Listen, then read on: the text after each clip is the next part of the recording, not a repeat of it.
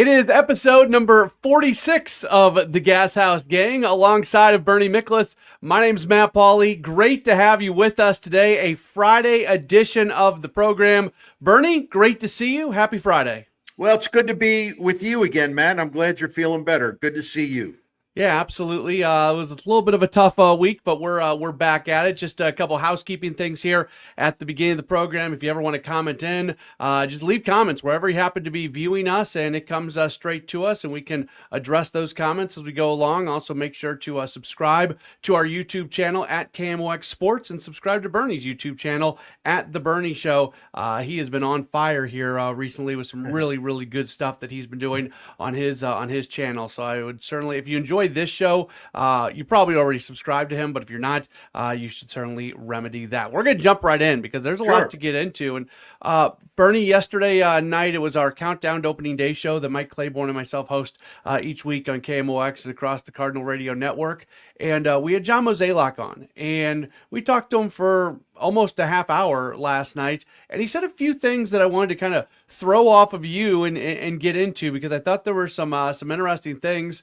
I thought the most headline-grabbing thing that he said was that when we were sitting in that room in the winter meetings and he announced the intention to trade Nolan Arenado, that at that moment he thought that they had a deal done for Arenado. Now, maybe that's the Astros deal that we learned about a little bit later. Maybe it's something different. He did not elaborate on it, but I found it to be interesting that Mo yesterday admitted that when he made those comments at the winter meetings, at that point, he thought that basically the deal was done and Arenado was gone.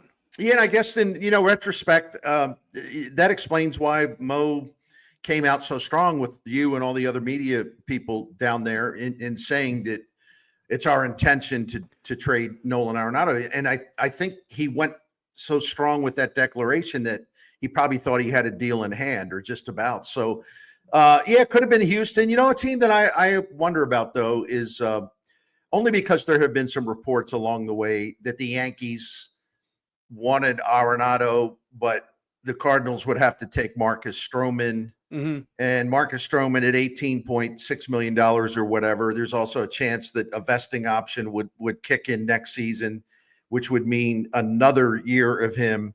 And so I understand why the Cardinals would make that move. And I'm not certainly claiming, I have no confirmed information that was the case, but I do believe, because I know the New York guys that I respect and do a lot of good reporting on the Yankees, I do believe there was something there. At least the Yankees were maybe at the beginning kind of hot to trot. So we'll see. I don't know. But that was interesting. That was really interesting what he said. And you guys did a great job with that last night.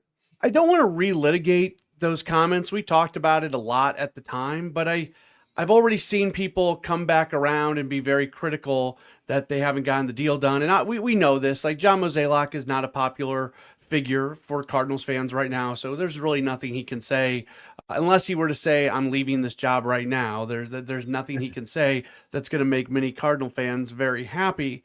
That being said, people are critical of what he said at the winter meetings. I still don't know. Maybe I'm just not smart, Bernie. I've never claimed to be the smartest person in the world, but I just I don't know how you honestly talk about what you want the 2025 Cardinals to look like. Gorman at third, Runway, what you want to do in the outfield, what you want to do at second. Everything is connected to this team finding a way to move Nolan Arenado. John Mozeliak could not have spoken to us in truthful terms without in some way or shape or form alluding to the fact that they want to move on from Arenado. No, that's right. First of all, I appreciate any candor and any transparency, so I'm not sure why anybody would want to criticize that. I don't. My only thing is I take like an overview picture of this, in that the circumstances for trading Arenado have proven to be perhaps more difficult than we anticipated, and they had a deal done with Houston, and Arenado, as is his right, I support him fully, decided to veto the trade because he has that in his contract. So when I look at it, again, from the overview, the only way I would put this is that I think it's clear, and this ties into what you're saying. I think it's obvious that the number one priority for the Cardinals this offseason, in terms of the major league club, not the farm system, was the number one priority has had to be trading still is trading Nolan Arenado, because so many other things flow from that, whether he stays or he's traded. It affects the club in so many different ways. And so that if that's your number one offseason priority, which I think pretty sure it is, and you have not been able to fulfill that. Well, I can understand where it isn't so much like, well, let's all jump on John Mozeliak and go nuts. It's not that. It's just that, it's not a good look for the Cardinals. That's like the number one thing, the top of their list, and it's January 10th, and we're still waiting for it. Yeah, clearly not a good look. Clearly not a good look. There's no way to navigate around that. When you give off the vibe that a deal is going to get done here pretty soon, because that was the vibe, that was the indication that was given at the winter meetings, and we're sitting here, Bernie, talking about it on January 10th, there's no way to say that it's a good look. So I think you're 100% right on that. We've been playing the game lately, what's is it 50-50? Is it 60-40? Is it 70-30? I thought that Mo made it seem like he's still pretty confident that a deal is going to get done. So every day I'm at a different percentage chance, but I did, just kind of reading him, and I don't know him that well. I haven't been around as long as other people like you in the media, but I've gotten to know him pretty, over the last couple of years that I've been here. I get the sense that he still thinks it's a deal that's going to get done. I want to ask you a question, if I could, my friend. I was unable to listen to the show last night because it was my wife's birthday and we were out celebrating her birthday. Happy birthday to Mrs. Bernie. And then because I went to bed so late last night after staying up really late to watch Penn State Notre Dame, I slept a little later. So my point is, and I'm apologizing to you, I haven't had a chance to listen to that show. So here's my question. What was it about?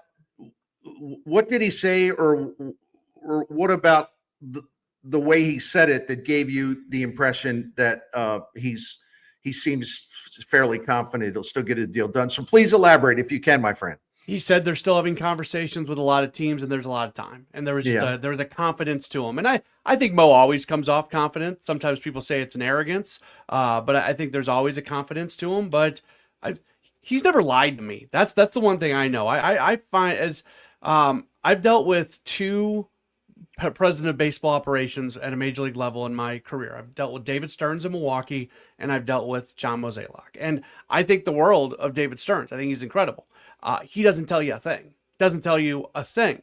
So when I got here and I'm dealing with Mo and he speaks very openly, I have found everything him to say. I don't always agree with what he says, but I found what he says to be truthful. So when he sits there and says, we're talking with a lot of teams and there's still a lot of time left. Now, the one qualifier he did put on Bernie, he said, Nolan Arenado is going to help a team win baseball games this year, whether it's the St. Louis Cardinals or whether it's another team. So that was the qualifier he threw on at the end of that part of the conversation. He will do that. A defense alone, and I don't rule out a moderate type of bounce back. He's not going to get to his career levels offensively. But I think there's the chance because of all the work he's done, the reporting on it. He's been doing martial arts programs and all these things to increase his explosiveness, and I think maybe speed up his bat. So I think whoever gets Arenado, or if he stays, believe me, I'm not blowing smoke here. I'm not saying we're going to see the 2022 Nolan Arenado, but last season, according to OPS Plus, he was 1% above league average offensively, and I don't think it's crazy to think that he could at least get that up to 10, 12% above league average offensively. And if he does that with his defense, that's a good ball player for any team to have, depending on what they're willing to give up for him, right? And whether he's willing to go. So I do think he's maybe has more value and a lot than maybe the market indicates. But the contract is complicating things. The no trade is complicating things. In baseball, front offices, generally speaking, are a lot smarter in terms of being able to project what an aging player who has shown signs of decline as a hitter. Maybe some teams just haven't talked themselves into thinking there's more offense in that bat.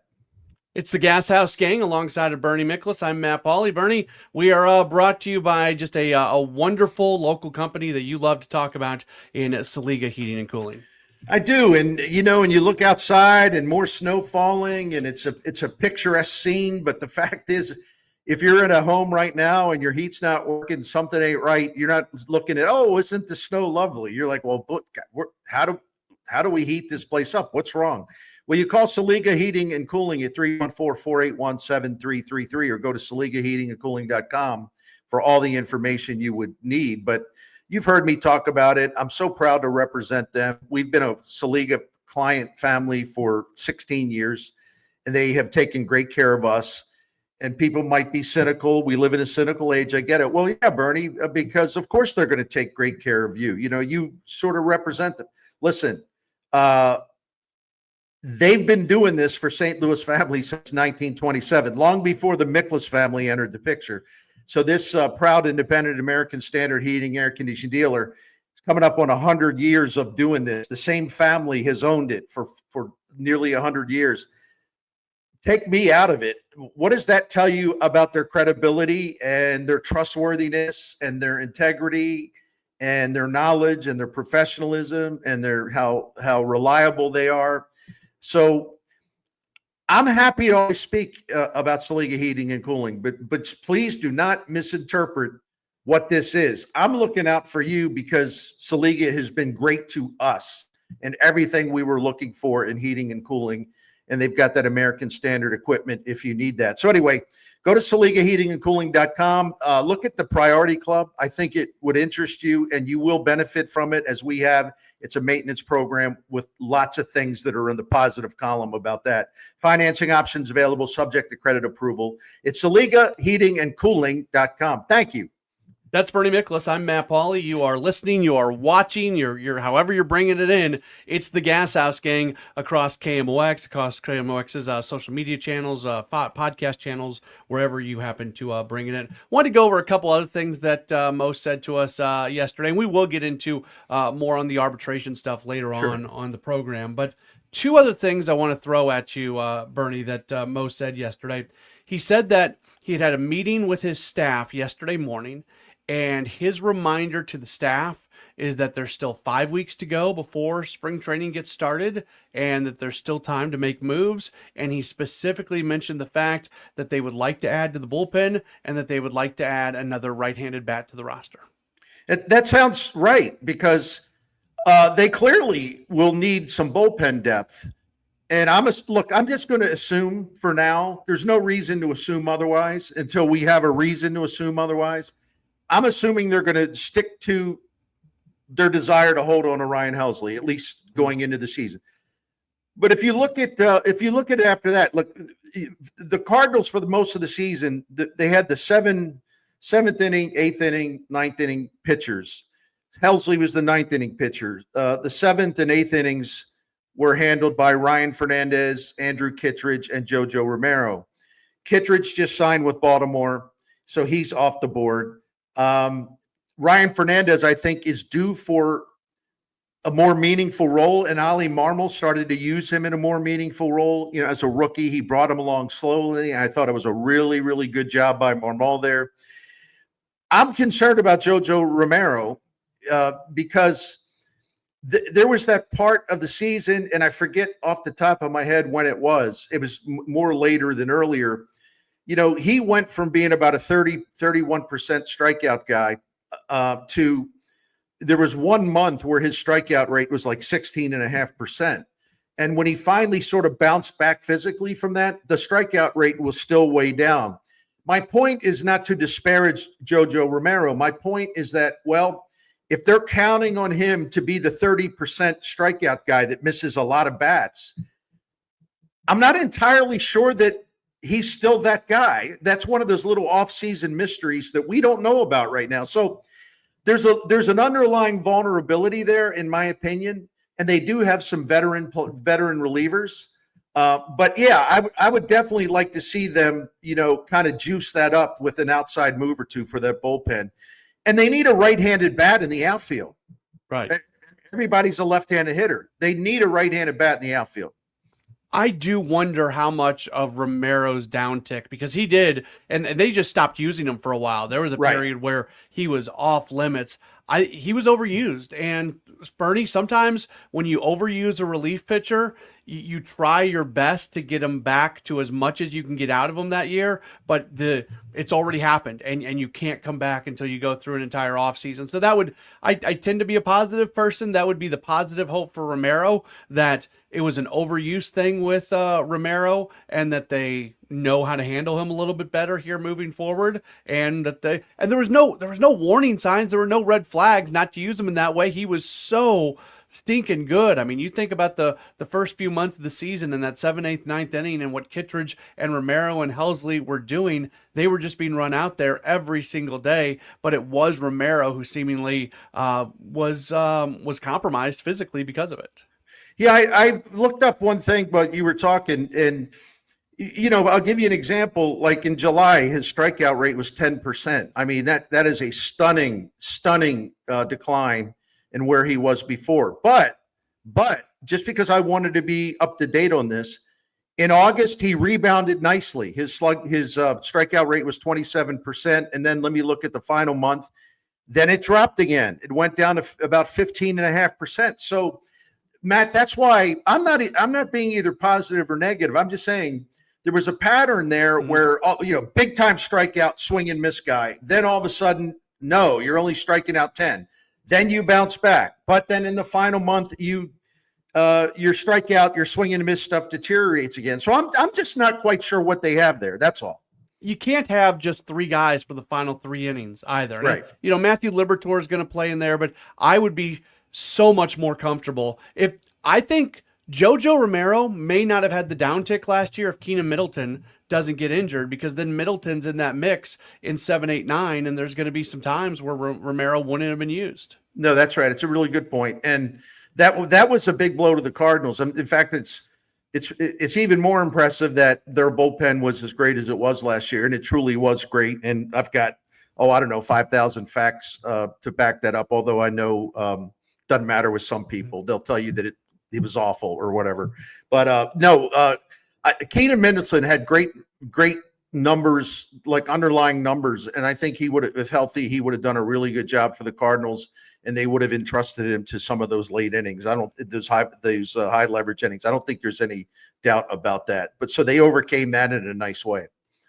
The other thing Mo said that I want to get to, and then we'll move on. Sure. I just found it interesting, and I don't even know what the talking point is here, so help me out a little bit. I found it to be really interesting. He was talking about the brain trust around him now, because there's so many new people. And at one point he actually said, previously when I had all my guys around, if you were in a bad mood or if it was a day where you didn't want to be talked to, everybody kind of knew. And now everybody's learning each other, and there's a lot more collaboration, and it's different. It just, to me, it feels like Mo is being challenged in different ways here in his final year running the baseball operation, where, again, the people he was so comfortable with and have been doing this for a while, they're all gone, and he's still around with a whole lot of new people. I just found it interesting that he kind of reflected upon that. Yeah, I'm with you. I'm not sure exactly how to read into that, or like what specifically he was referring to, other than the fact that it's been a pretty dramatic change in the people that are around him in the front office. And I think that's just part of a transition. That's maybe the way to put it. And I actually understand why Chaim Bloom wanted to. First of all, Bill DeWitt wasn't going to move John Mozeliak out of that role this year anyway. He just wasn't. People can kick and scream all they want. It wasn't going to happen. But Chaim Bloom thought that the job he was hired to do at the beginning, which is to just renovate and modernize and rehabilitate the minor league system and the player development system, and it's a massive project. Everyone says, well, the Cardinals should have done this with Chaim Bloom. He should be in charge now. He should be in charge now. He should be in charge. And I get those things on social media all the time, and I try to tell people, it's like, whoa. Chaim Bloom thinks that this minor league player development project is so huge, it needs his undivided attention.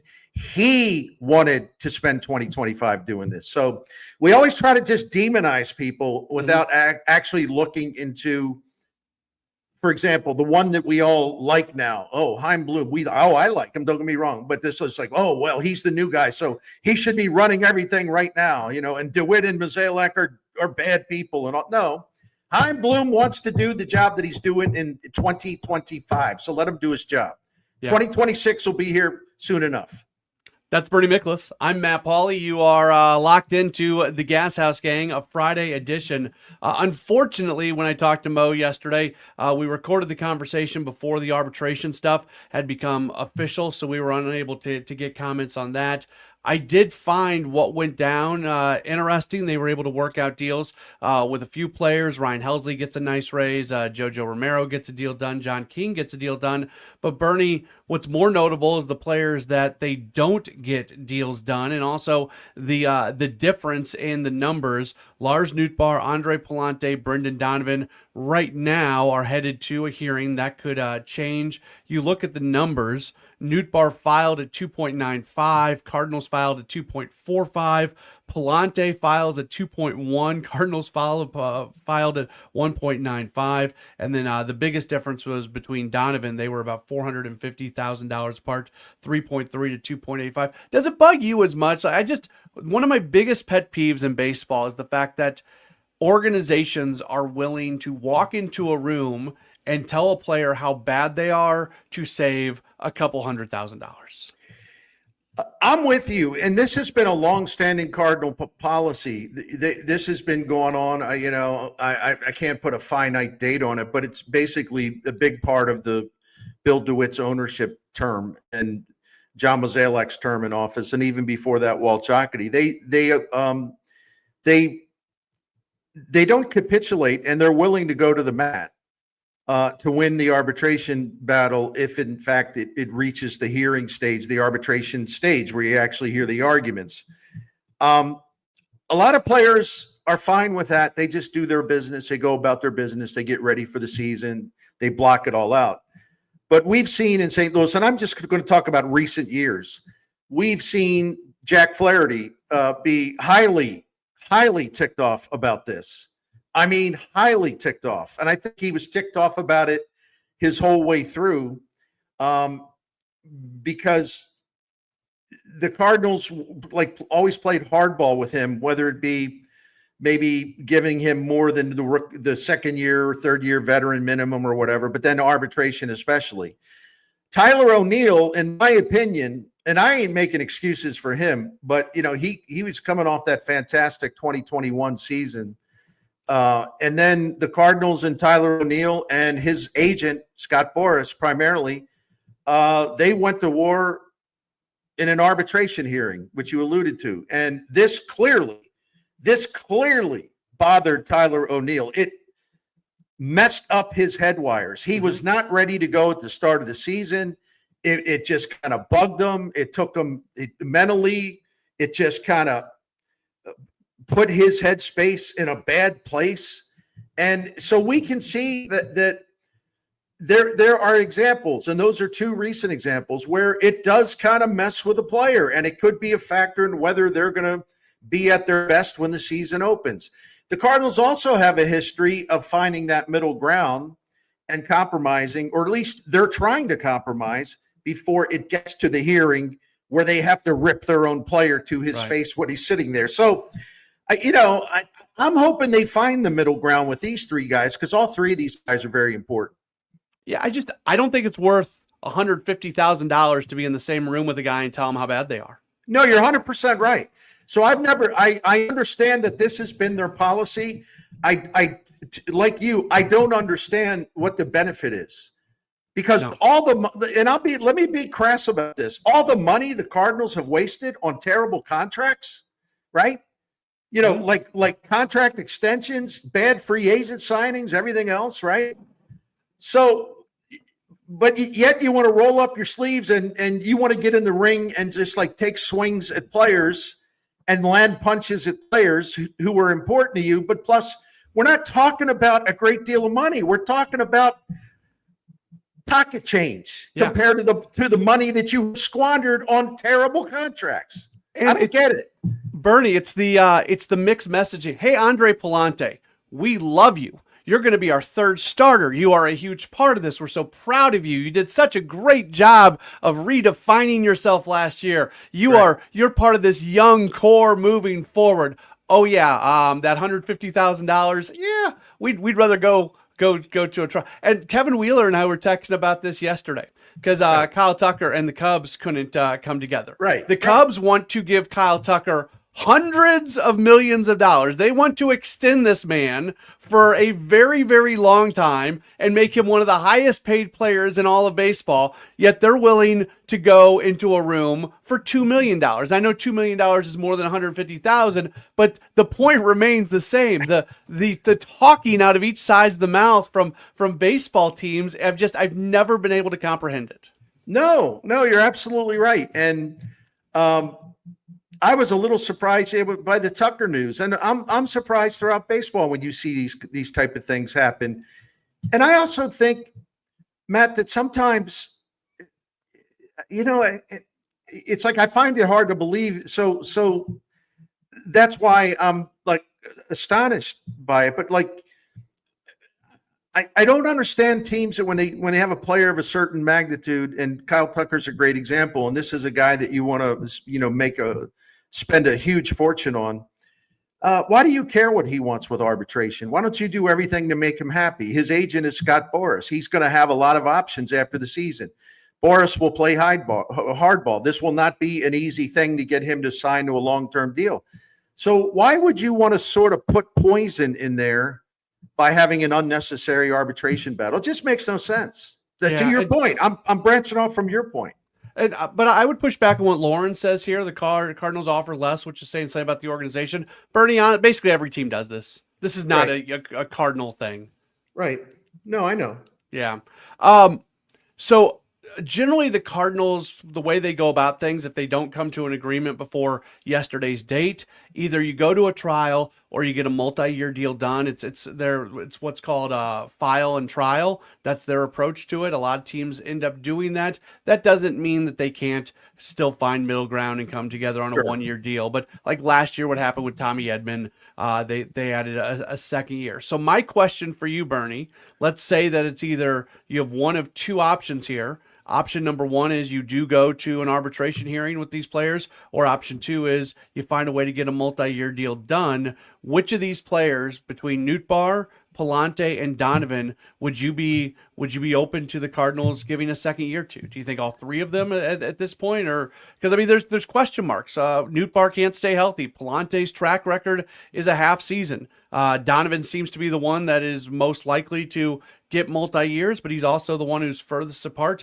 from a financial standpoint. So I think it's an interesting thing to go through and see which of these guys are you most comfortable giving that second year to. I wouldn't give Newt a second year because the durability questions will be there until he puts those questions behind him by playing 140 games. So I just wouldn't do that. I think he's very talented. Don't get me wrong, but as Tony Lewis would always say about players, with the horse racing analogy, hey, the horse has got to go to the posts. He's got to be able to run the race. That's his value, because the value starts there. So I think from that standpoint, I would see no risk, no reason to take a risk on Nootbaar with a contract extension right now.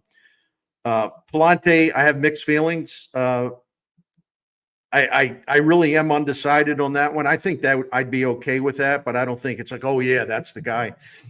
Donovan is the surest thing of the three, and he's also a guy that clearly wants to take a leadership role in the clubhouse. He's a very, very intelligent player. His competitiveness is off the charts.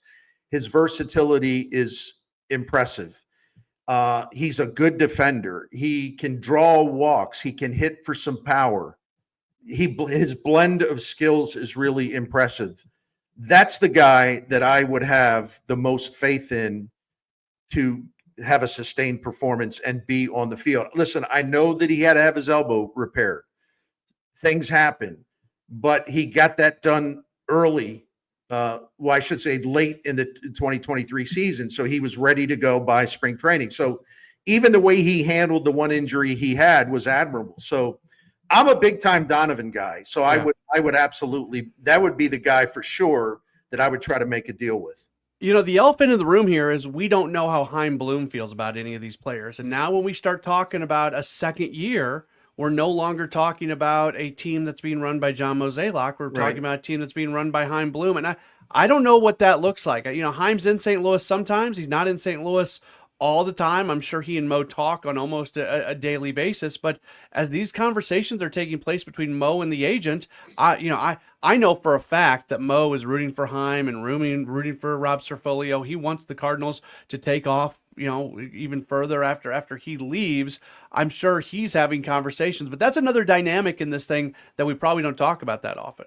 Well, absolutely right. And I was having a conversation with Katie Wu about this yesterday, and I said the thing of it is, Chaim Bloom's background is incredibly impressive, despite what some whiners will say, because they somehow blame him for the fact that the owner said, "Well, your job in Boston, we're cutting salaries, we're reducing payroll, we want to get draft player development, and you're great at that, so we want to hire you." So anyway, but people say, "Oh, he's a failure because the owner ordered him to trade Mookie Betts and do some other stupid things." So his background in what the Cardinals need to do right now, same with Rob Cerfolio, is make the Cardinals up there again among the very best teams in baseball at drafting and developing players and having their young guys fully prepared for the major leagues by using every resource you can. However, and this is what we were talking about with Katie, however, beyond that, I don't know exactly what to expect from Chaim Bloom when he's in the big chair and he has to make trades and he has to make decisions on free agents and whether to extend Cardinals players long-term. Like, for example, what would his philosophy be on Mason Wynn? To do one of those Albert Pujols deals like Albert did early in his career with the Cardinals. To me, that's a blank slate. As much as I love the Bloom hiring, I can't sit here and, sort of pretend that, oh, yeah, this is what he'll do once he's running everything in terms of the big league club. I just don't know. And I also don't know. Let's be totally honest about this. And I've been telling people this for years, and for some reason, the message never sinks in. Bill DeWitt is on every single decision. He's very much a hands-on owner.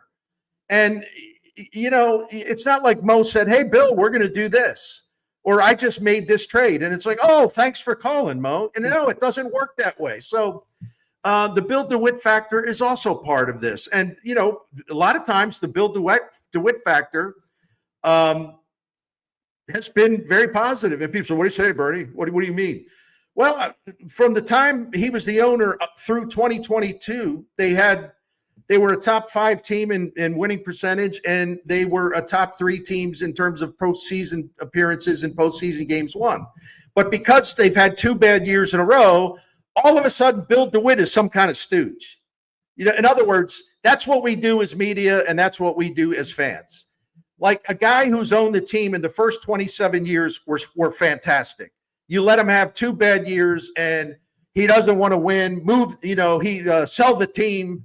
He'll be trying to move them to Nashville. I mean, people just lose their ever-loving minds. I've never understood that. But Bill DeWitt also, I think, is most responsible of all for the way the farm system, player development system went into decline. And at least now they're fixing it. I didn't mean to go off on a tangent there, but I think it needed to be made. Bill DeWitt's not a bystander, okay? Yeah. He's not on vacation getting text messages. "Oh, we just decided, Bill, to give Brendan Donovan a 5-year extension." It doesn't work that way. So anyway. The GasHouse Gang. That's Bernie Miklasz. I'm Matt Pauley. Bernie, we're being brought to you by Saliga Heating and Cooling. Saliga Heating and Cooling. After that, the little tirade I just went on, Saliga Heating and Cooling. In fact, let me do this. I'm clicking on my home office, my Saliga Heating and Cooling mini split. It's an air conditioning service.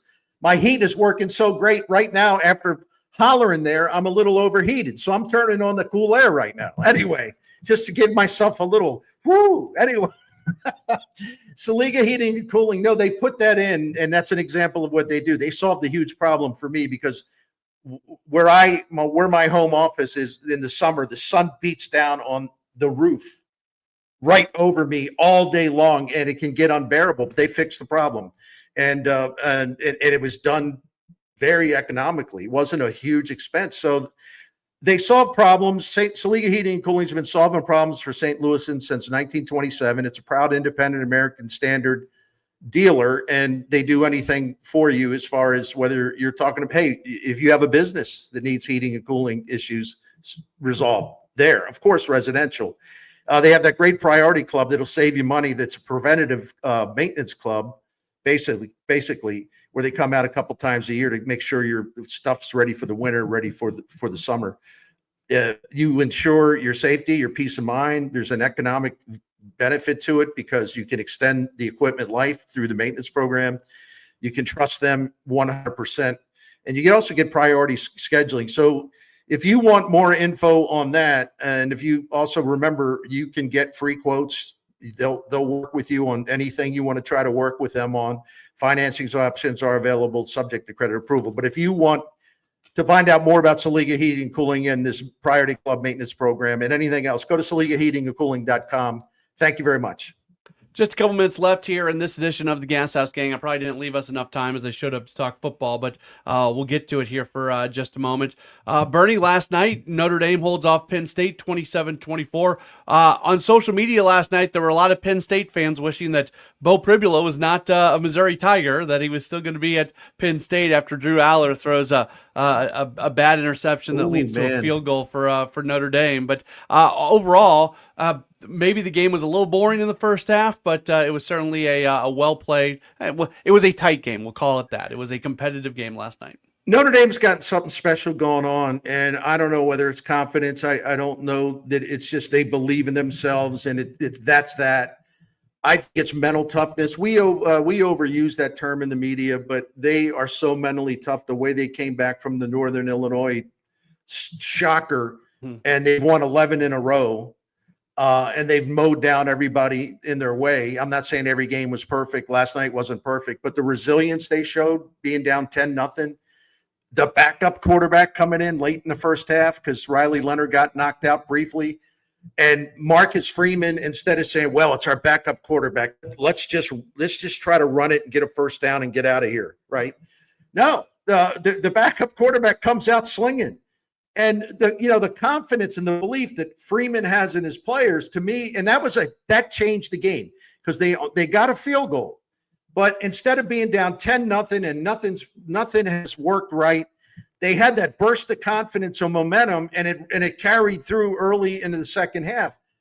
They're just a really strong team mentally, and I really admire them. And I love the fact that they won because for selfish reasons on my video YouTube channel, I make the college football predictions, and I said I like Notre Dame by a field goal. It worked out okay. That worked out all right. Ohio State, Texas tonight. I don't think that's going to be as good of a game. I think Ohio State's significantly better than Texas. And one thing about that, let me just throw one stat in, and I promise you, people like me in the past, the recent past, talk about, boy, that Texas defense, all those athletes, this and that, and this and that. They allowed 412 yards and 24 points to Clemson, which some ACC teams haven't done. And then they gave up 510 yards and 31 points to Arizona State. Yeah. And right now, the Buckeyes are just this monster. I mean, they can throw it downfield. They can open it up. They've got NFL caliber wide receivers. They got a great running game. They got a strong offensive line. If the Longhorns were having a hard time stopping Clemson and Arizona State's offense, what do you think? How do you think they're going to match up with Ohio State's offense? I think that's like the simplest way I can put it, why I think Ohio State will win, and maybe win by double digits. 6 NFL playoff games this weekend. Some of them look all right. Some of them don't. What's the game you're most excited for? Great question. You know what it is? Listen, because all of my people, including my brother, I have so many friends and family that are Ravens fans. But Pittsburgh and Baltimore, it makes me uncomfortable that the Ravens are a 10-point favorite because the Steelers, even though they blew out the Steelers a couple weeks ago in the regular season at home, man, the Steelers have been just flopping and flopping and flopping. But that 10-point spread makes me a little nervous there. I'll just point that out. No Zay Jones either for Baltimore. There you go. That's right. Yeah. And I do think that Baltimore will win. I don't know about that 10-point thing. I think the Denver-Buffalo game is really interesting. The game that I think is really interesting because Minnesota, that's Monday night, Minnesota at the Rams, and they're playing that in Glendale. The Rams are getting 2.5 points. And so this will be the Sam Darnold credibility test. Yeah. And how is he going to do? And I think it helps them having the game out of LA where the Rams have their home stadium. But I'm kind of eyeing a potential upset in that one. I think that's the best game on the docket. Packers-Eagles is a little bit interesting, but I don't think that much of the Packers. Vikings-Rams, to me, is the most interesting game this weekend. Yeah, I think it is too. And just for fun, because Baker Mayfield, he throws like 900 passes per game, and Jaden Daniels is not shy about anything. So there are two quarterbacks who really love to sling the ball and can make all kinds of plays. That game should be a lot of fun to watch. Tampa Bay hosting Washington on Sunday. That's a good one too. Well, Bernie, this was fun. These always go so fast with you, so I appreciate your time. Have a great weekend, and we'll do it again next week. Always love working with you, Matt. Have a great weekend.